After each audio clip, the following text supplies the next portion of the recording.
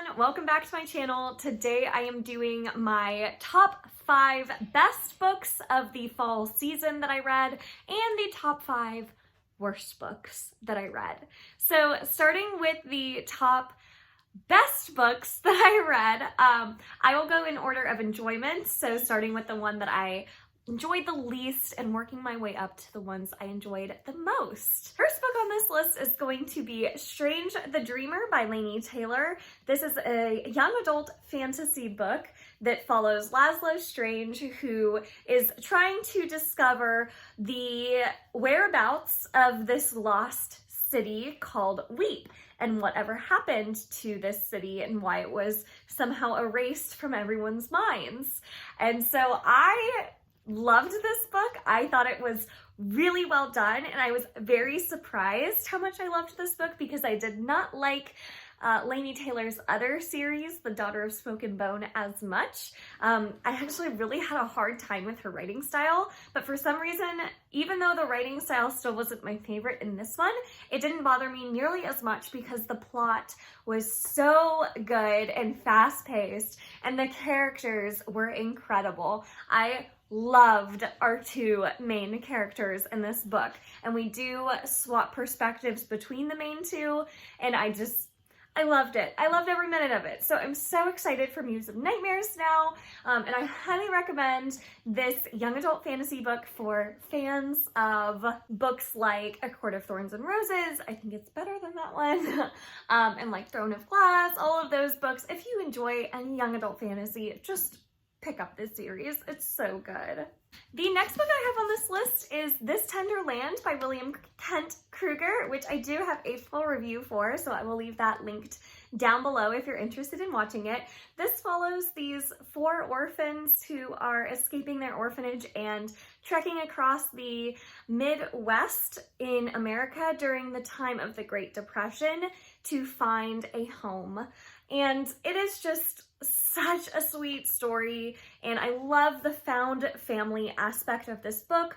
The characters were so great in my opinion, and I had so many moments where the writing and the quotes in this book really hit home for me. So I loved it. If you enjoy Where the Crawdads Sing, I highly recommend checking out This Tender Land because it's just the sweetest found family story about these kids trying to find a home. The next book I have on this list is The Giver by Lois Lowry. I never read The Giver growing up or in school, so I finally read it as an adult, and I'm so glad I did. It is so good. I loved the messaging in this book.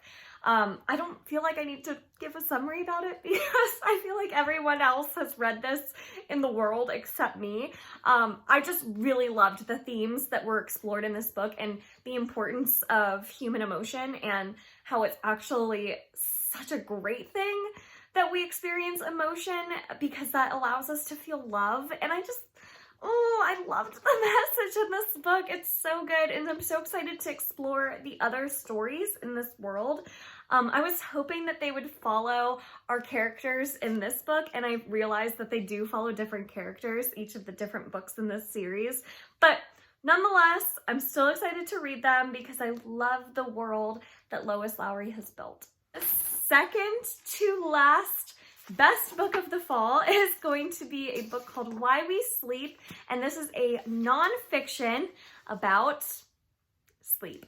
Yep, you guessed it, it's sleep. So this is actually the biggest surprise for me this season, how much I loved this book, because I went into this book thinking, I already know how important sleep is. I know we should be getting like 7 to 8 hours of sleep, but the science explored in this book and just how the author is able to convey how incredibly important sleep is and just goes over everything that sleep does for us and all of the benefits we reap from it if we get 8 hours of sleep every night.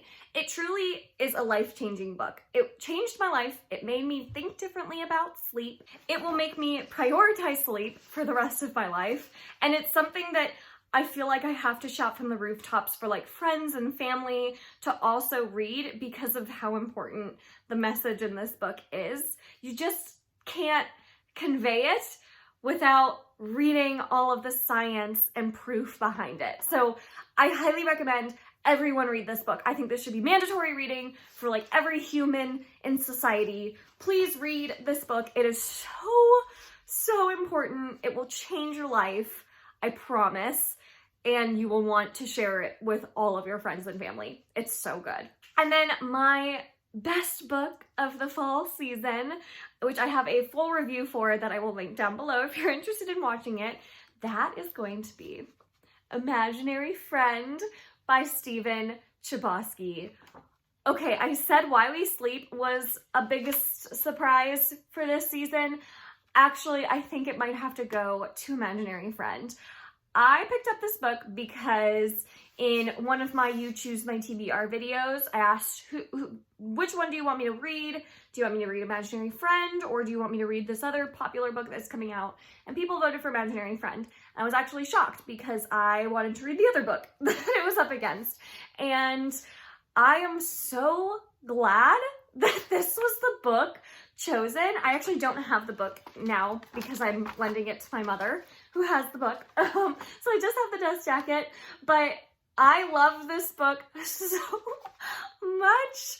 The characters in this book, like, they make me cry just thinking about them. I loved them so much, and the themes and message of this book, I think, were so great and positive.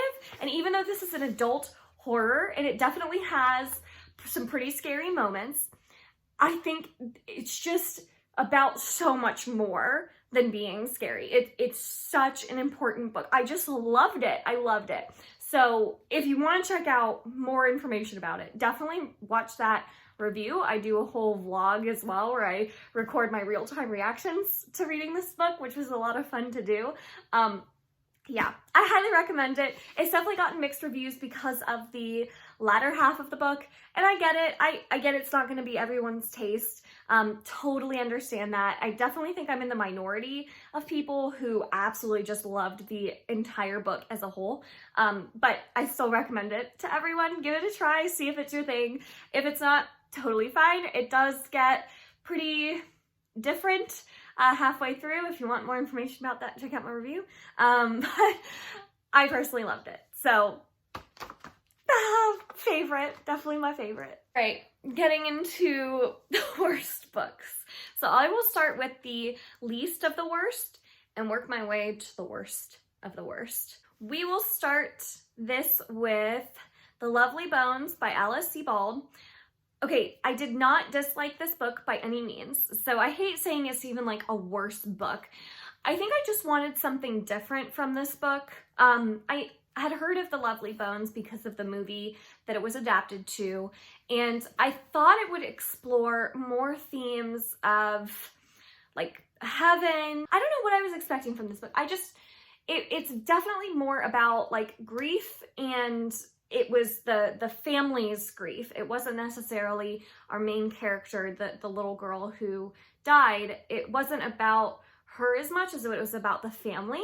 And I wanted it a little bit more about her. And I also wanted a little more of like the thriller element where she's helping her family discover who her killer was. I thought there would be more of that, and there really wasn't. So I think I wanted something a little bit different. I went in with different expectations of what this book was going to be, and I just ended up being pretty disappointed, and I think it was just because I had the wrong expectations going into it. So it's not that I disliked this book, it just wasn't a favorite by any means, and I probably won't ever read it again, and I probably wouldn't recommend it to like friends and family. So that's just my opinion. The next book I have is going to be Love in Other Words by Christina Lauren. I have a full review for this one that I'll link down below. So again, it's not that I hated this book, but Christina Lauren, I love Josh and Hazel's Guide to Not Dating, and I love The Unhoneymooners. Love in Other Words, on the other hand, I did not like as much. And I think maybe it's because it's a second chance romance, and I'm not crazy about that trope. And I also really didn't like the drama that was created in this book, it felt very artificial and just kind of forced. And the main character is so unbelievably frustrating. Like, I just wanted to shake her because it was so obvious the decisions she should make and what she should do next. And it was so obvious she was eventually going to do those things, but it just took so long for her to figure it out for herself that it was like so frustrating to read about because it's so obvious. So I just wasn't a big fan of like the forced drama in this book. I feel like it was a little bit like just over the top, and I wasn't a big fan of the love interest in this book. I liked our main character, but her love interest, I wasn't a big fan. I don't think he was like, I don't know, he didn't have a very warm personality. I don't know, I just didn't really like him.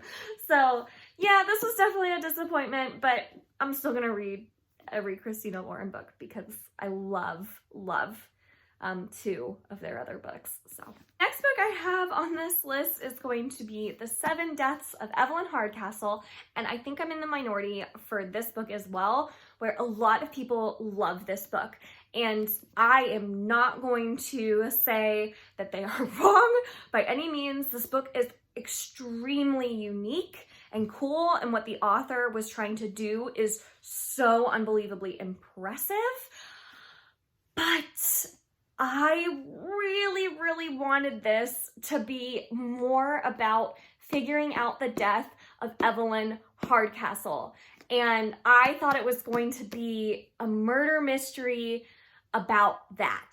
And instead, with like a cool twist, with a cool sci-fi twist of like our main character relives the same day in different people's bodies. And each time he wakes up in a different person's body, he gets more clues and tries to piece together what happens to Evelyn Hardcastle at the end of the night.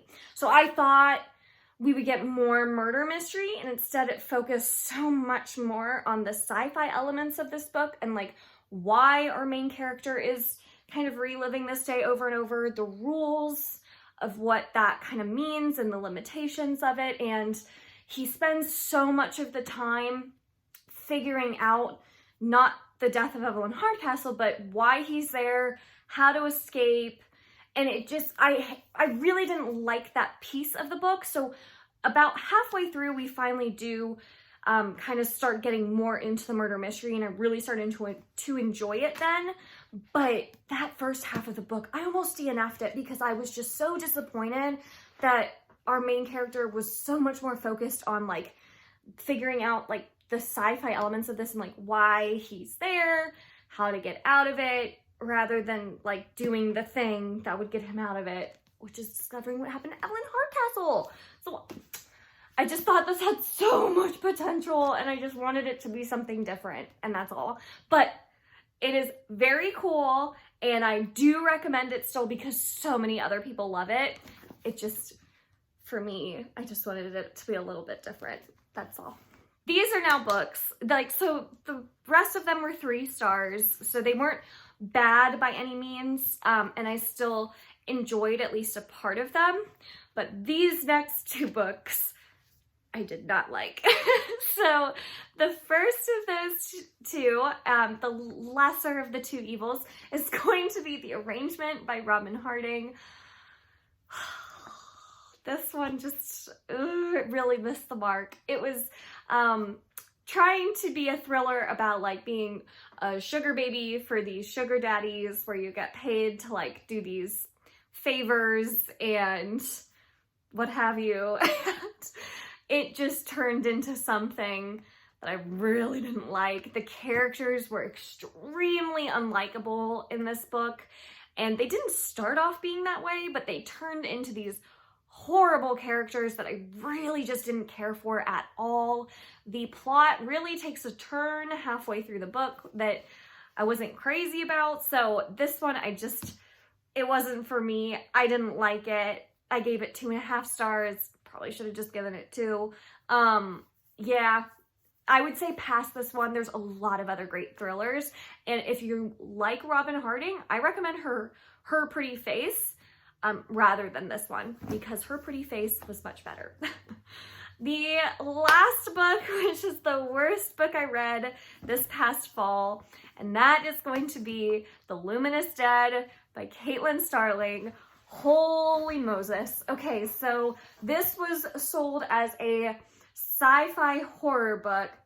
It had a woman who goes on a mission in a cave on a distant planet, and I was all in. I was like, okay, this is gonna be like Alien or like Prometheus, and it's gonna be really cool with the sci-fi, and then we're gonna get a lot of horror, like creatures and stuff. I don't know. I was expecting a lot, and instead we have two characters throughout the whole book. That's it, just two, and inherently nothing is wrong with that, except when the two main characters are as unlikable as these two characters were. They did nothing the entire book except argue with each other, and they repeated the same argument over and over and over again, and it got so frustrating to read about. And there was absolutely no sci-fi element to this except that they were on a foreign planet, but we don't know why, we don't know how. It could easily have taken place on Earth, and no one would know the difference because we didn't explore the foreign planet at all, except in this cave. And the only sci-fi element to this cave, the entire book, was that there were these like glowing spores. That was it. That was the only thing. And then horror? There's no horror. There's no horror. Unless you find the horror part of this just being exploring a dark cave. But I mean, I went into this book knowing that we were going to be exploring a dark cave, and I thought there would be horror elements stacked on top of that, and there were none. So there is no sci-fi, there was no horror, it was two very unlikable characters. I DNF'd it at 90% of the way through, 90%, and I just didn't care any longer. I was so mad that I had wasted so much time waiting for like some sort of something to happen, like a big twist to come or something, and it never came. And I was so mad at that point that I was like, I'm just not even gonna finish it because I'm so over these two characters. So really, really didn't like this one. Gave it a 1 star, would not recommend. Please pass this one. It is sold as something that has so much potential and just does not live up to it at all. It was so disappointing. I'm so sad. So those are the top 5 best and top 5 worst books that I read this past fall. What were some of your favorites and least favorites that you read this past season? Let me know in the comments down below. Thank you so much for watching this video. If you enjoyed it, make sure to give it that thumbs up and subscribe. I release new videos every Monday, Wednesday, and Friday. And until next time, bye!